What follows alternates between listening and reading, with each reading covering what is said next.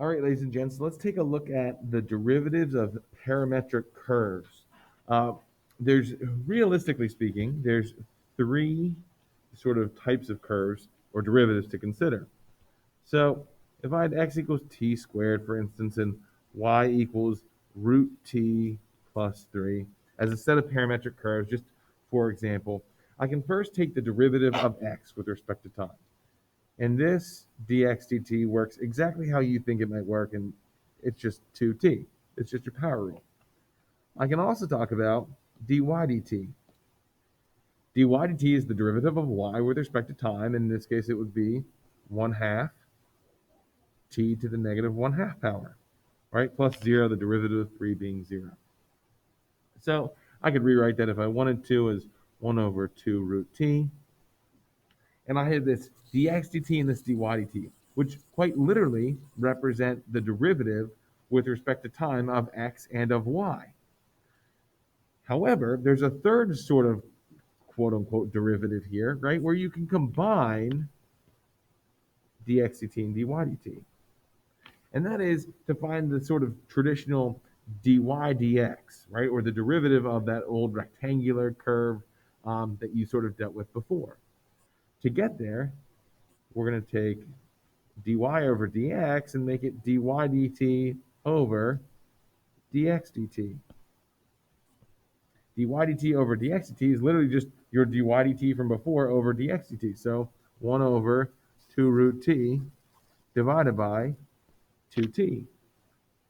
And I can simplify this to be 1 over, let's see, 4 times t to the 3 halves power. I could write that as 1 over 4 times the square root of t all cubed, if I wanted to sort of write it that way. But this is then dy dx. So what do these things represent? Well, dx dt represents the change in x as time changes or with respect to time.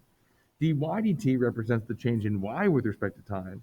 But dx dt represents like your traditional change in y with respect to x. Like how is y changing as x is changing?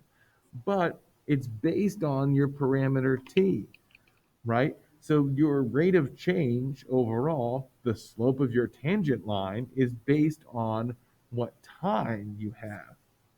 For example, let's say I wanted to talk about this whole situation at time equals 4.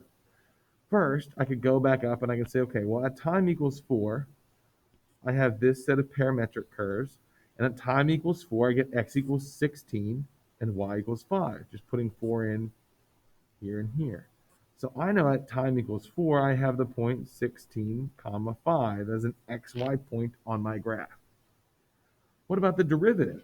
Well, dy dx evaluated at time equals 4 would be equal to 1 over 4 times the square root of 4 cubed, which is 1 over 4. You can write this down, 1 over 4 times 2 cubed, which is 1 over 32. Well, what does that mean? That means that dy dx at time equals 4 is 1 over 32. The equation of the tangent line, y minus 5 equals 1 over 32 times x minus 16. This is literally the equation of the tangent line at time equals 4. Let's take a look at the graph. I eliminated the parameter in a previous problem and got x equals y minus 3 all to the 4th power. Check it out. At time equals 16, I have the point over here, 16 comma 5, right? At time equals 4, I get x equals 16, y equals 5. When I put the tangent line in, it intersects exactly there. If I zoom out, you can see the tangent line at 16.5. Right, that is the equation of the tangent line through that point. So there's the first derivative.